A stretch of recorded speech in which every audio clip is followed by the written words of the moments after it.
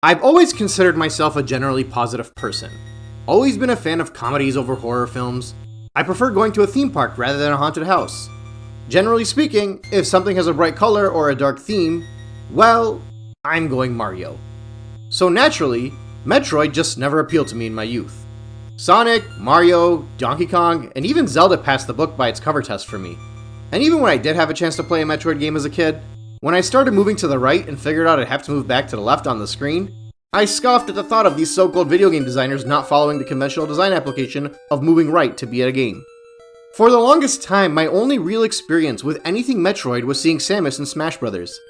Now don't get me wrong, I always knew what Metroid was. Metroid Prime too. I followed along on the news of the games in the same vein that I kept up with any series that were popular enough to keep up with regardless of whether I was playing them or not. And I mean, Metroid birthed the genre. Or I guess technically a subgenre. So obviously, it's a very relevant gaming staple, and in many cases a foundational series of gaming. Especially for Nintendudes like myself. Anyway, as the story always goes in every video I make, back in the mid to late 2010s I started finding myself really getting into the YouTube video game scene, not in creating, but just in the viewing. Before that, I wasn't really a fan of jumping on YouTube and just watching people talk about video games. And of the many channels I started to follow and enjoy, I noticed a handful of them doing Metroid marathons, so I eventually started to bite and give them a listen. Watching these videos eventually piqued my interest enough to give the series a go. So in early 2019, I did just that. I did what I always do when I decide to conquer a series. I do a bunch of research to figure out where to start from, and if there are any definitive versions of specific games I should play while ignoring previous ones. At the time, I figured the optimal way to experience a series was simply replacing the first two Metroid games with GBA and 3DS remakes. Primarily because playing NES and even Game Boy games to some extent really felt like a limited chore for me. But seeing as how I recently ran through a bunch of Mega Man games on both of those consoles, I guess I could give Metroid a similar treatment. The reality is, I really enjoyed the Metroid games I played back in 2019, and as soon as I finished the 2D games, I decided since Metroid 4 is on the horizon, I'd wait for Prime Trilogy to be released on the Switch so I can experience those 3 games too before 4 comes out. And well, I played Prime Remaster for a bit, but I'm still waiting for all 4 of those games to be released on a modern console so I could give them all a go. But regardless, I played through Zero Mission, Samus Returns, Super, and Fusion, and I got really big into the lore at the time. And when Dread came out, I was all over it. I'm not really in any kind of Metroid community. I don't obsessively follow the fanbase around on Reddit and Discord like I do so many other series that I love, but it's a series that I've been wanting to give another go for a while now, and I guess this is my shot to do so. Now to be clear, I'm going to be very forward and upfront about this. While the Mega Man series did show me that some of these archaic games on archaic consoles can live up to today's action platformer standards, the OG Metroid was a good reminder for me as to why my love for retro gaming generally tends to start with the 16-bit era. Quite frankly, I use a lot more guidance to get through this game than I care to admit. In fact, I played through this game twice, and on my second playthrough, I used a complete guide to help me collect literally everything possible in this game, because on my first playthrough, I didn't have enough health or ammo to even beat the game. And look, by now I'm starting to wonder if I'm even any good at video games anymore, because being born in the early 90s, I'm starting to realize why everyone 5 or 6 years older than me was such a bully and a jack when we were kids. Like, if you're getting absolutely abused by these games through elementary school, it makes sense that you were a jerk by middle school. Anyway, the story of the first Metroid game, which was told by the manuals and through later releases and other content, entails a Galactic Federation-owned species research vessel being attacked by space pirates. The space pirates attacked because the vessel contained samples of Metroid creatures, which are parasitic life forms originally discovered in the planet SR-388. Metroids have the ability to latch onto any organism and drain its life energy. They are legitimately terrifying. They look like giant floating jellyfish, and the only way to really destroy them is to freeze them and blast a bunch of missiles at them. So naturally, the space pirates want to weaponize these things. They want to replicate them and use them to destroy everything along their path that opposes them. Because, I guess these space pirates want to set up their own empire or something. I'm honestly not really sure what the political angle is here, but basically the Galactic Federation are the good guys and the space pirates are the bad guys. The Federation figures out the space pirates are located on the planet Zebes, and they command an assault, but the pirates are able to push them back and resist the onslaught. But the Federation wants to destroy the space pirates and their leader, the biomechanical life form Mother Brain. So they opt for the services of the greatest bounty hunter in the galaxy. But since Boba Fett wasn't available, they settled for Samus. She lands her gunship on the surface of planet Zebes. Yeah, we all know Samus is a lady by now, I don't really need to talk about how big of a deal this was anymore. Y'all already get it. Anyway, she enters Zebes, and that's all the composition we get. Our mission is to beat the game. We need to get through this maze and defeat Mother Brain. So naturally, this game teaches you how to play early on. If you're a gamer from the 80s, you'll likely know that you start a game and you begin the first stage and you have to move right. So you'll do that. Eventually figure out there's nowhere to go, and then probably rage quit and tell all your friends at school that this game sucks the next day and never play it again. But if you're emotionally stable, you might pick up on the fact that something here is a bit different. When the game first starts, you're also able to move left, and you'll notice your first power-up, the Maru Mari, which allows you to shrink down into a round ball and roll into tighter spaces. With that knowledge in mind, you now know if you traverse back to the right like you did the first time, you can go beyond the blockade you previously thought was impossible to move beyond. The entire game is basically that entire sequence I just described, but tenfold. And it gets even more intricate when you start considering all of the varying derivatives that involve your skill levels, mastery of the stages, sequence breaking, and how much you're willing to shoot tiles all around the map to find hidden areas. Speedrunners and skilled Metroiders can get through this game with much less than a standard handholdy gamer like myself. And honestly, if you watch some of these different runs the pros do, it's really a mind-boggling work of art.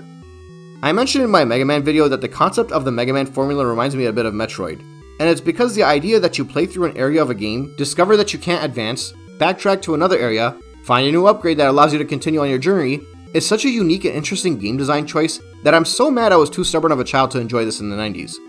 Back when I had all the time in the world, I would have mastered this game. I would have figured out all the different nooks and crannies needed to perfect it. Don't get me wrong, I'm totally satisfied with the games I got to experience then, and if I could go back and do it all again, I'd stick with the ones that I still hold dear to my heart. But the childlike wonder of exploring a Metroidvania would have been awesome. In any case, there are more unconventional things about this game that you'll notice pretty early on. When the game starts, you might see what your maximum health is.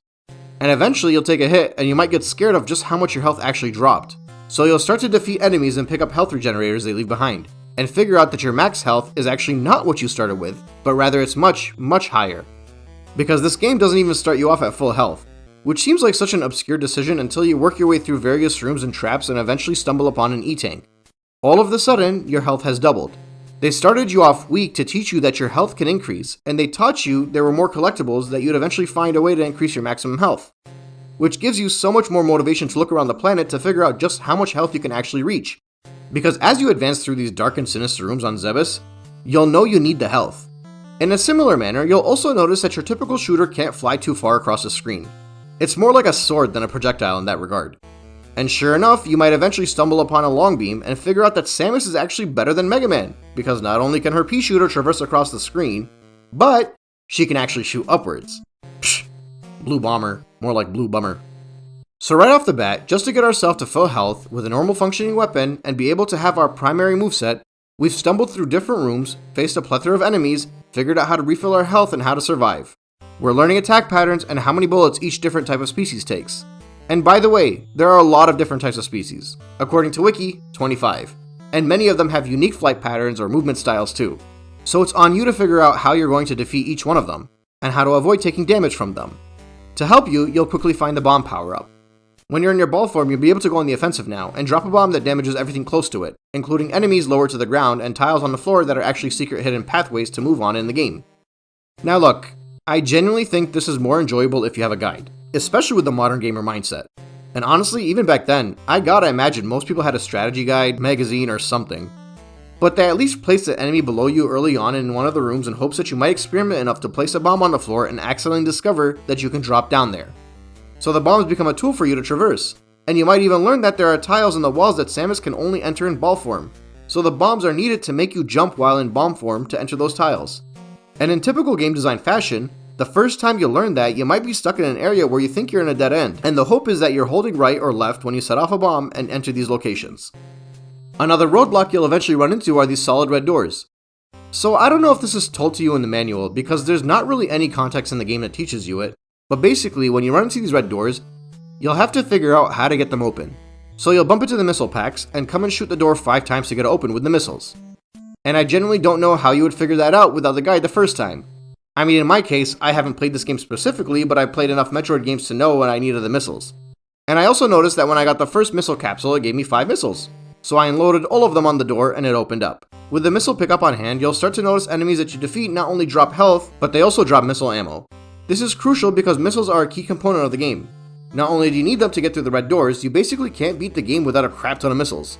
And you won't even get that far without them if you're not a seasoned Metroid veteran.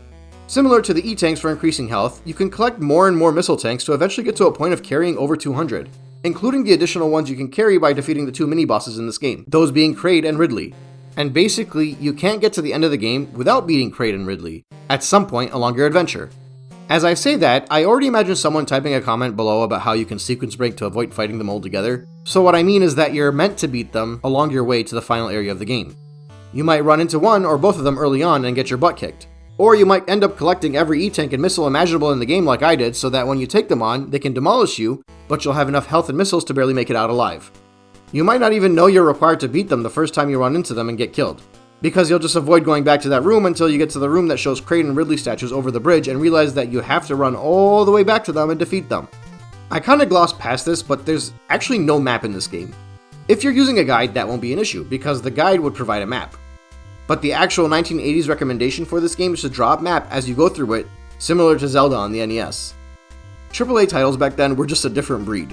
This is just how you got endless hours out of your games.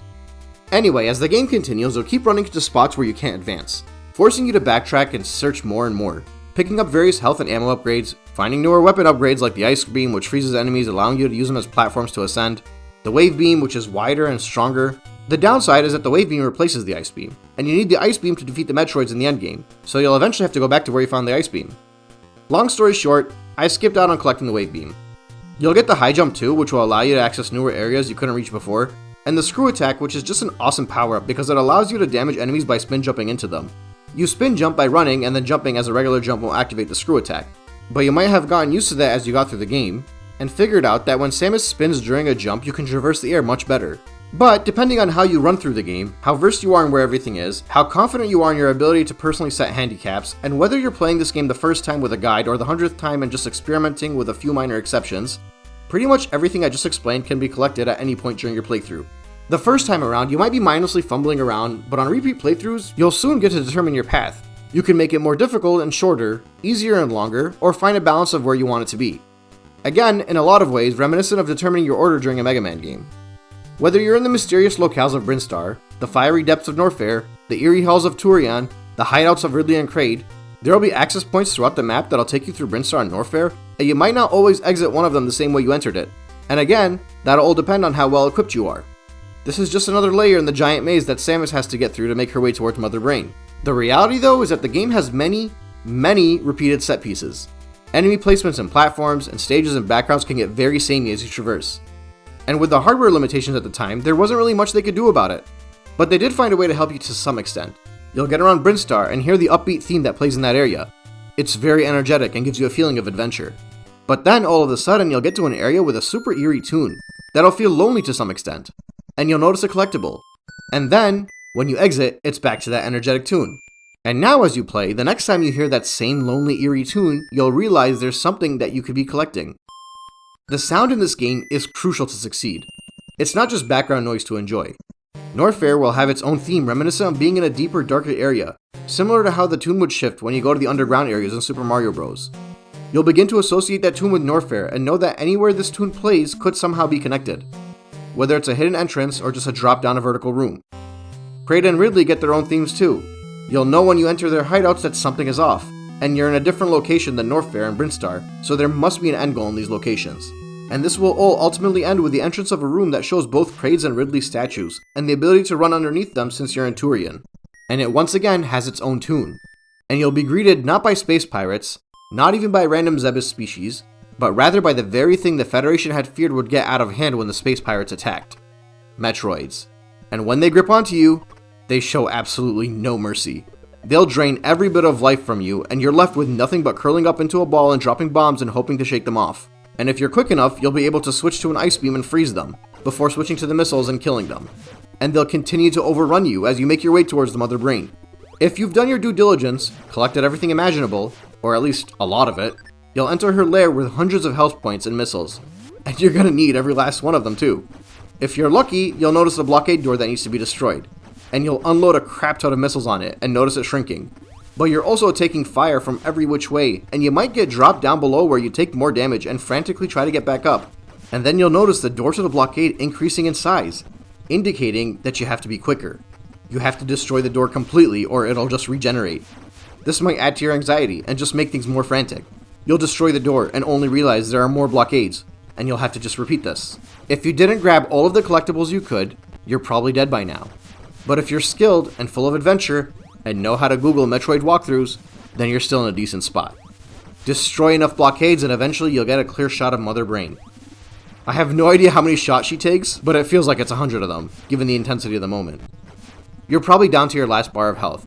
You might even start to hear the dreaded tune you've heard throughout the game. The non-stop low health chime that does nothing but trigger your gamer anxiety. You have no choice but to give it all you got and just take all of the hits you can and keep unloading your missiles on Mother Brain, and just as it all seems pointless, she's finally defeated. You did it. You can breathe. You had barely enough health, barely enough missiles, barely enough patience to pull it off. But you persevered. And you can tell this is an NES game because when you beat the game, all you could really do is get up and celebrate. I jumped up and screamed so loud that I didn't have to redo that hell again. This isn't nearly as stressful on the remake, but it's also not nearly as memorable as a result. And there won't be that many people in gaming to even make it this far on the NES title. Even if they owned the original cartridge back in the 80s, since only the elite gamers actually finished the games back then.